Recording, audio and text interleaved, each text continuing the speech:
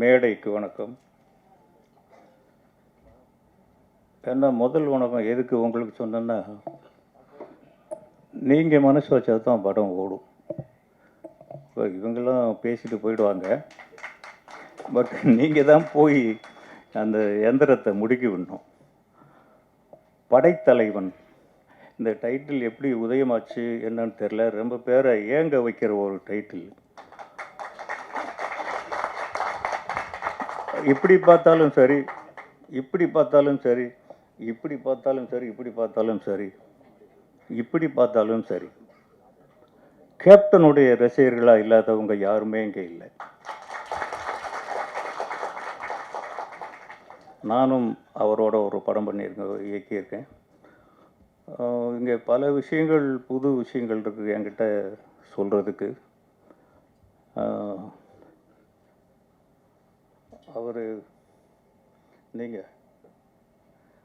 அவர் வந்து கேப்டனுடைய பிரதர்-இன்-லா.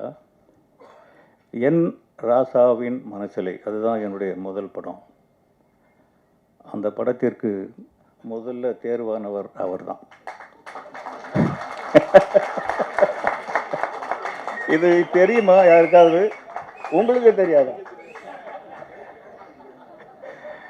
ஆனால் நடிக்கலை, அவர் தான் முதல்ல வந்தார். அது ஏதோ நின்று போச்சு. இன்னொரு புதுமை என்னென்னா, என்னை ஒரு நடிகனாக நான் நடிச்சிருக்கேனா இல்லையா நிஜமாகவே எனக்கு தெரியாது. அவர் இயக்குனர் என்ன சொன்னாரோ அதை நான் பண்ணேன். ரொம்ப தேவைக்கு அதிகமாக ஒரு வயசானவனை என்னை மதித்து மரியாதை கொடுத்தாங்க. அது கொஞ்சம் அதிகம். இன்னும் கொஞ்சம் நானும் கொஞ்சம் இளைஞனாக வேஷம் போட்டுக்கணும்னு ஆசைப்பட்றேன். பட் அவங்களாம் வந்தோடனே எழுந்து நின்று பண்ணாங்க. இது வந்து இன்னும் இது என்ன செய்யும், நான் என்ன பண்ணுவேன் அப்படிங்கிறது எனக்கு தெரியல. இந்த படத்தில் முக்கியமாக குறிப்பிட வேண்டிய ஒன்று, ஒரு இடத்துல உட்காந்தோ இல்லை எதையாவது பிடிச்சிட்டு சாஞ்சி நின்னோ ஒரு நிமிடம் கூட நான் பார்த்ததே இல்லை, ஒரு வினாடி கூட. அது ஒளிப்பதிவாளர் சுரேஷ், அவருக்கு தான் இருக்க அத்தனை பேருடைய இயக்கத்தையும் மொத்தமாக இயங்கினவர் அவர். அவர் இல்லைன்னா உண்மையிலேயே இந்த படம் இவ்வளவு அழகாக வந்திருக்குமான்னு சொல்ல முடியாது. உண்மையிலேயே நான் பிரமிச்சு போயிட்டேன் பிரதர். நீங்கள் சொல்லும்போதெல்லாம் நம்பலை. அவர் அப்பப்போ சொல்லுவார், பட் இப்போ பார்க்கும்போது தெரியுது எவ்வளவு பெரிய உழைப்பு அவர் உழைச்சிருக்காரு. அந்த கேமரா விட்டு அவர் கையை எடுத்ததே கிடையாது. இந்த மாதிரி ஒர்க் பண்ணார். தம்பி நம்ம ஹீரோ படைத்தலைவன், என்ன சொல்கிறது அவரை பற்றி? எல்லாமே அவர் மாதிரியே தான் இருக்குது. இன்னும் சொல்லப்போனால் அவரை விட கொஞ்சம் ஹைட்டாக இருப்பாருன்னு நினைக்கிறேன். முதல்ல போகும்போது ஒரு யானையோட நடிச்சிட்டு இருந்தோம்.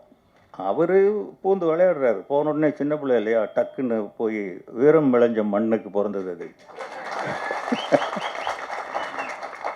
அவர் டக்குன்னு பூந்து விளையாடுறாரு, யானைக்கு முத்தம் வைக்கிறாரு, தட்டி கொடுக்குறாரு. இதுக்கெல்லாம் லஞ்சம் கொடுத்துருக்காருன்னு அப்புறம் தான் தெரியுது. நமக்கு கிட்ட போகிறதுனால உள்ளே போகிறோம், வெட்ட எடுத்து என்ன யானை என்னங்க அது பூனைக்குட்டியாக தூக்கி வச்சு கொஞ்சம் இருக்குது. ஆனால் அவர் பாஞ்சு இப்போ கட்டி பிடிக்கிறாரு, முத்தம் வைக்கிறாரு, அது கூட உட்காந்துக்கிறாரு. இப்படி போயிட்டு இருந்தா திடீர்னு ஃபைட்டுங்கிறாங்க. போய் பார்த்தாக்க 5 யானை நிற்குது. இப்போ ஒரு ஃபைட்டில் நீங்கள் ஒரு ஷார்ட் பார்த்துருப்பேங்க, அந்த நான் காலுக்குள்ளே இருந்தபடி சர்வன்னு வெளியில் வருது. எதை பற்றியுமே அவர் பயப்படவே இல்லை. அது வந்து ஒரு மான்குட்டிகளோட விளையாடின மாதிரி அவர் விளையாடினார். இதுக்கெல்லாம் ப்ராக்டிஸ் பத்தாது. பேசிக்கலி நமக்குள்ள ஒரு ஃபவுண்டேஷன் இருக்கணும். அது கேப்டன் போட்ட விதைங்கிறதுனால தான் அது இருக்குது. இல்லாட்டி இதுக்கு வேறு எந்த விதமான ஆதாரம் இருக்கவே முடியாது. யாருங்க போய் யானையோட அந்த அளவுக்கு ஃபைட் பண்ணுவாங்க? புரட்சி தலைவர் எம்ஜிஆர் நல்ல நேரத்தில் நடித்தார் யானைகளோட. இப்போ இவர் யானைகளோட நடிச்சிருக்கார். ரிசல்ட் என்னன்னு நீங்களே பார்த்துக்கோங்க. யானையும் கிட்டத்தட்ட ஒரு பூனைக்குட்டி மாதிரி அந்த அளவுக்கு ப்ராக்டிஸ்டு எலிஃபண்ட் வச்சுருந்தாங்க. ரொம்ப நல்லா அதுவும் பண்ணுச்சு. நான் நடித்தது கொஞ்ச நாள் தான், இருந்தாலும் கூட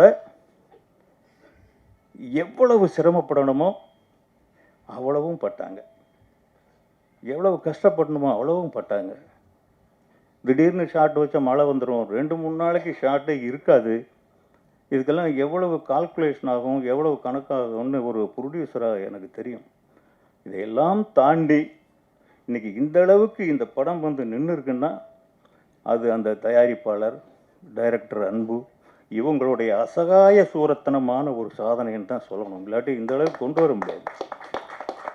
அது இந்த பாலக்காடுங்கிற ஊர், அது நம்ம பூலோக சொர்க்கம் மாதிரி ஒரு ஊருங்க. அதுக்குள்ளே தான் ஃபுல் ஷூட்டிங். ஒரு டேமுக்குள்ளே தண்ணி குறைஞ்சிருந்தது, அதுக்குள்ளே போய் எவ்வளவோ பெர்மிஷன், அந்த இது ஏகப்பட்ட சிக்கல்.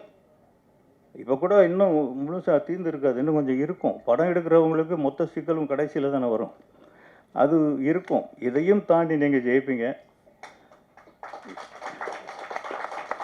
நம்ம மீடியாலாம் கட்டாயம் இந்த படத்தை பற்றி நல்லா எழுதுவாங்க. நல்லா எழுதுனா இதை விட இன்னும் முக்கியமான ஒரு விஷயம் என்னென்னா, இசைஞானி இளையராஜா. அவர் இளையராஜான்னு சொன்னோன்னே எனக்கு புல்லரிச்சு போச்சு. அதை விட என்ன வேணும் இந்த படத்துக்கு? ஒரு வரப்பிரசாதம். 2 பாட்டு கேட்டோம். உண்மையிலேயே அது சமாளிப்பே கிடையாது. அப்படி ஒரு அழகான பாட்டு 2 கொடுத்துருக்காரு. இன்னும் எத்தனை பாட்டு மொத்தத்தில்? 3. இன்னொன்று தான் இருக்கான், அதை காமிக்கல. அதையும் காமிச்சிருக்கலாமே. 3 பாட்டு ரொம்ப நல்லா இருக்கு. இளையராஜா ரீரெக்கார்டிங் நீங்கள் சொல்லவே தேவையில்லை. இது ரீரெக்கார்டிங் படம். பிச்சு படல் எடுத்திருப்பார். நீங்களாம் இருக்கீங்க, படத்தை காப்பாற்றுவீங்க நம்பிக்கை இருக்குது. உங்களெல்லாம் நம்பி நாங்கள் நடிக்க வந்திருக்கேன் அப்படின்னு சொல்கிறாங்க. எங்களை காப்பாற்றுங்க. இந்த படத்துக்கு இன்வெஸ்ட் பண்ண ப்ரொடியூசரை காப்பாற்றுங்க, அந்த இயக்குனரை காப்பாற்றுங்க. நன்றி.